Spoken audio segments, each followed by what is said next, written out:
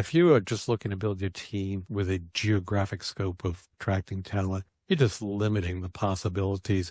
That'd be akin to if I'm going to start an NBA team, but I'm only going to use people from my hometown to form and create that NBA team. That would just be silly. Welcome to the Let's Get Entrepreneurial podcast, your go-to resource for navigating the world of entrepreneurship. Today, we're exploring a topic that has reshaped the way businesses operate: remote work. We will discuss the rise of remote work, its impact on entrepreneurship, and practical strategies for building successful remote teams. The Let's Get Entrepreneurial podcast is your ultimate launchpad for igniting ideas and skyrocketing your entrepreneurial dreams. Tune in, buckle up, and let's unleash the entrepreneurial spirit within. Your two hosts will be Professor Gary Palin and serial entrepreneur Ryan Budden. Good morning, Professor Palin. How are you today? Doing very well. Busy as always. That's becoming a trend of us opening these podcasts up. I think we must be actually very busy at the moment. Things are hopping with a lot of things going on, and virtually all of them are positive, so that's good. Yeah. For the people that have heard us talk about the Janus report, we've gotten a couple really awesome clients in lately, and it's helping us get a lot of metrics back. So we're fine-tuning that. Some of the ideas for our podcast episodes are direct results of issues we're going through. That's exactly right. We've gotten together today to discuss remote work. It's hugely prevalent in everybody's lives at the moment, including ours. We live in different states and actually don't get to see each other in person very often whatsoever. We're a great example of remote work, and more of the teams that I work with through my consultancy are remote to me, but also remote to each other. Statistically, it's becoming a much bigger part of people's work lives. The last time you and I were in the same room physically together was about 10 years ago. That absolutely blows my mind. I don't feel that way whatsoever. And that's a testament to how remote work can be done well. And we speak 3/4, sometimes 5 times a week. And then we communicate either text or emails, aside from our meetings on Zoom. That's exactly right. Hopefully, just that as an intro resonates with some of our listeners. And if not, it probably will resonate at some point in your entrepreneurial career, because seeking talent isn't always geographically convenient.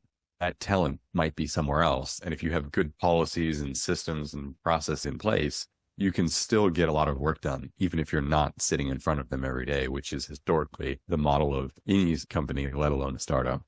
If you are just looking to build your team with a geographic scope of attracting talent, you're just limiting the possibilities.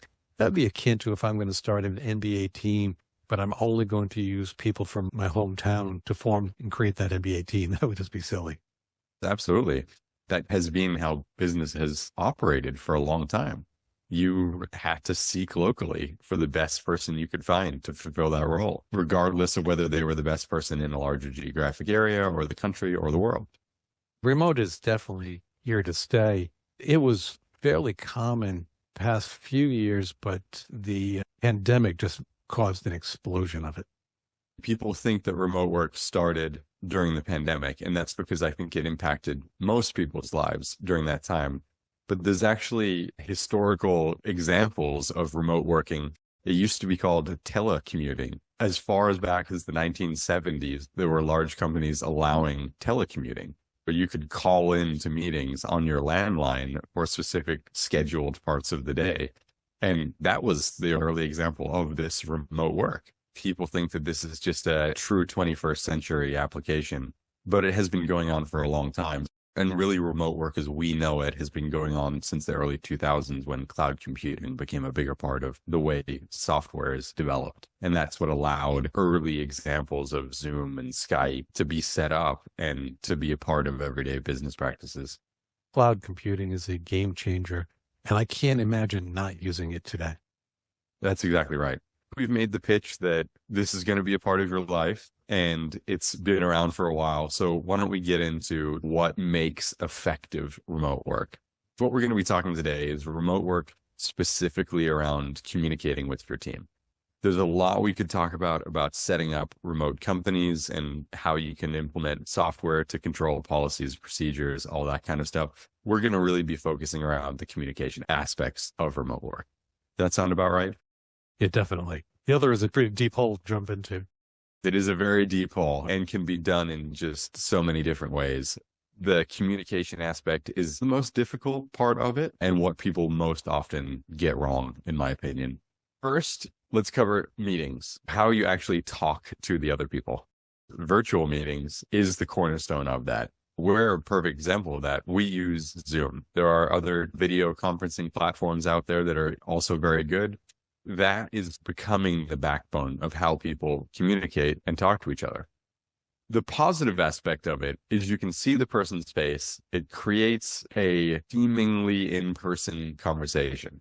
There are, however, some major negatives to it, especially for people that are used to being in a workplace where you're sitting in front of people all the time, or you can quickly pop into their office and ask a question, or even in academia, go to the teacher's office and see if they're there to ask them a question. We have taken some of our time expectations and now placed it in the remote work environment. And what that has led to, and I think everyone can equate to this, is your calendar just being absolutely chock-a-block with Zoom meetings. Definitely, because you tend to pile on them meeting to meeting to meeting. And my old back can't handle sitting down for that long. What I've found, and I'm probably the younger generation that was able to experience true in-person work and then true remote work, is the meetings are unproductive. Instead of it being 5 minutes, maybe even 2 minutes worth of a conversation, I'm now putting 30 minutes on your calendar because that's sort of the smallest time interval that we're used to working with when you're scheduling something on a calendar. So instead of the true water cooler conversation, we're now putting a 30-minute meeting, whereas there's only 2 minutes of relevant information that's being exchanged during that time. One of the areas that I always try to do, and I very much do this with my students, is I will ask for information to be sent to me so I can prepare for the meeting, hopefully make them 15-minute meetings, leave some wiggle room on each side of those 30 minutes, if you will, to take some notes to organize and hit other tasks. I have 2 takeaways from that as a concept. The first is don't be afraid to schedule a 5-minute Zoom meeting. It's okay. It doesn't have to be 15, 30, 45, or an hour, which are the scroll drop down options when you're setting up Zoom. If you just need a quick exchange, set it for 5 minutes. If you need to then set a follow-up meeting for 30 minutes because there's more information to discuss, do that. A commonality that's becoming a pet peeve for people is that I just want to talk to you about something, so I'm putting 30 minutes on your calendar. There's just not that many 30-minute intervals in the day. The next sort of area is collaboration, right? How are we working with each other, even though we're not in the same place? And that could be tricky. Then you throw time zones into it. That's exactly right. So what are your solutions? This collaborative software world is rapidly expanding at the moment, and there are some amazing tools that are coming out. Jira and their software suite is probably the forefront of that. They have all sorts of time management tracking softwares. They have collaborative softwares where you can create boards and move like to-do or task items across it. If you have one of your clients using Basecamp, the next one is using Slack, the next one is using another one, and now you're juggling like 5 platforms. How do you deal with that? With difficulty, because that is the reality of the situation. Especially I'm in the technology world. People are using Microsoft Azure, they're using Trello, and they're using Jira. And then most people are on Slack. So there's a minimum of 4 softwares that I am having to keep track of every day. And, I wish I could tell you that, there's this one plugin that pulls it all into the same place. I don't have that answer. Currently, it's essentially having 4 windows open that I'm scheduling using time blocking. I'm a big fan of time blocking to make sure that I'm time blocking time for those clients where I'm actively monitoring the systems that they're using so that I can stay up to date, and then setting those clear expectations of this is when I'll be working on your project. If you need to reach me outside of that, here are the channels that I'm on all day. That sounds like a pain point. Oh, I've heard that concept of pain points previously. Oh, maybe someone that can code is listening to this and now has a business opportunity. If someone can tackle that, every consultant will be a serious customer of yours. I did mention, though, about the different time zones. What are the challenges with dealing with different time zones? You and I are 1 hour different time zone. That's not a big deal. But you're working with people all over the world. I believe one of our developers of the Janus Entrepreneurial Assessment is from Ukraine. Somebody I use quite frequently, he is from Ukraine. The calendar is the biggest tool there. Everything has to go in a calendar invite. Hopefully the other person's accepting that invite is the only way I get around time zones. I don't trust my mental math. I used to. And the number of times I've gotten it wrong, or not every country in the world does daylight savings. And if they do, they don't always do it at the same time. Use a good calendar system. Along with a good calendar system, both you and I use two other tools. Doodle, if we're inviting multiple people to attend the same meeting, so everyone can set their preferences and hopefully you have a unanimous time slot that works for everybody. You and I also both use Calendly, and there are competitors to Calendly and competitors to Doodle that I'm sure are fantastic, but it's a good example of how this remote work system operates. So Calendly houses our calendar, so instead of me going back and forth with you over text or email to find a time, I can jump on your Calendly and book a link because I know you're available at that time.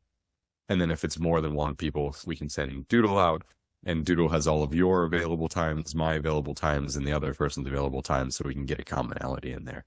And I think those sorts of tools are vital for team meetings because nobody likes the 15-section email of, does this time work? Does this time work? Does this time work? That gets infuriating. When the reply all feature is used in an email and people are just continually sending out the reply all, and I get 20 emails when I could have gotten one, it drives me crazy. Email is great for some team. The other big one that you're seeing now is Slack.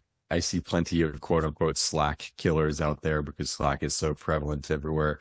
Slack is still the mainstay and people are very used to using it. And it's an incredible tool, especially if you're on multiple teams or your team is split up in multiple ways. For those who aspire to go higher in their entrepreneurial journey, we've got something just for you. Coming up next. Are you ready to unlock your entrepreneurial potential? Introducing the Janus Entrepreneurial Report, your personalized roadmap to success. In just minutes, discover your unique strengths and areas for growth.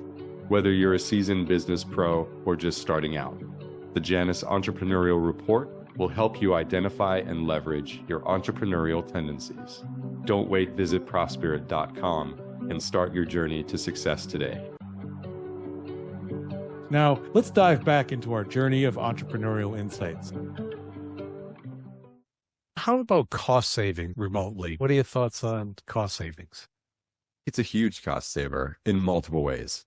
And I'll put one caveat. The reason it could potentially not be a cost saver is a lot of large companies had very long-term leases on office spacing. So if you're carrying that cost, then obviously any additional cost is just more cost. But if you're comparing it to the lease that was being paid to the remote work cost, it is an enormous cost saver. From a company perspective, obviously they're saving on that lease cost. Along with that lease, they probably have things like the water cooler, right? Small snacks, whatever they're providing, they have to pay for that, an electricity bill. So that's like physical location costs that go along with it. For the employee, there's a time cost associated with commuting.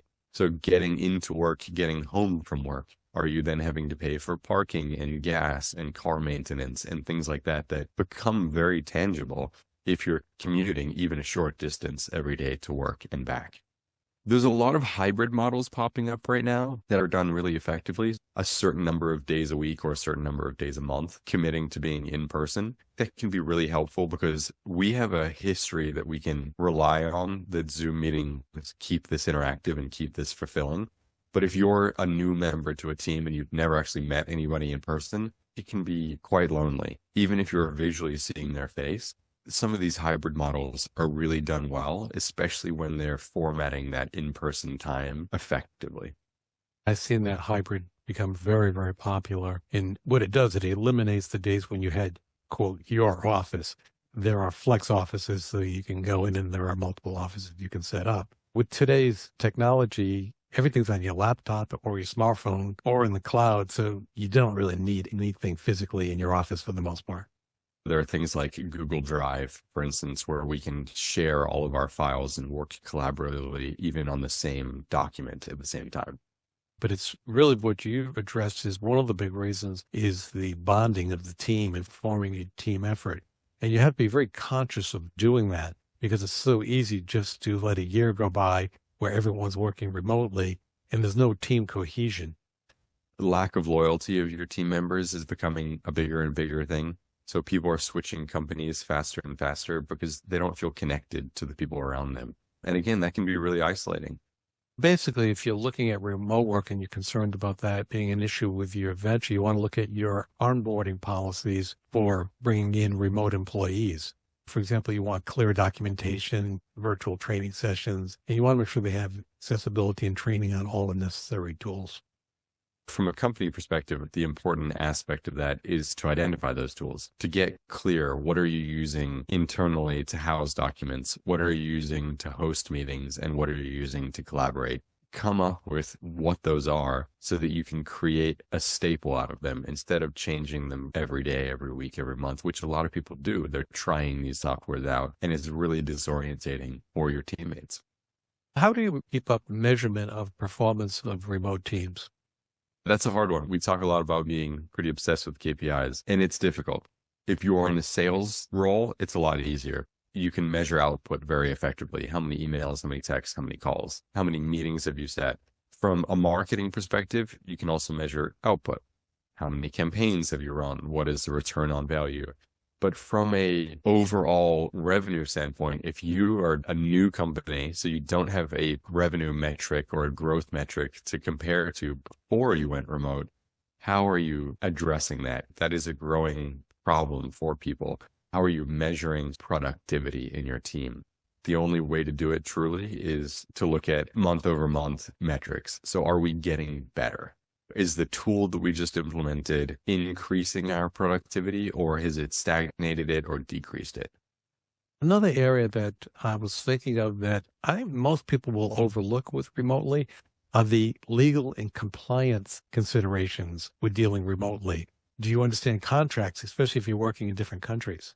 What about taxes? Just from within the United States, every state has a different sales tax requirement. That'll make your head spin. Labor laws. You don't want to be on the wrong side of a labor law.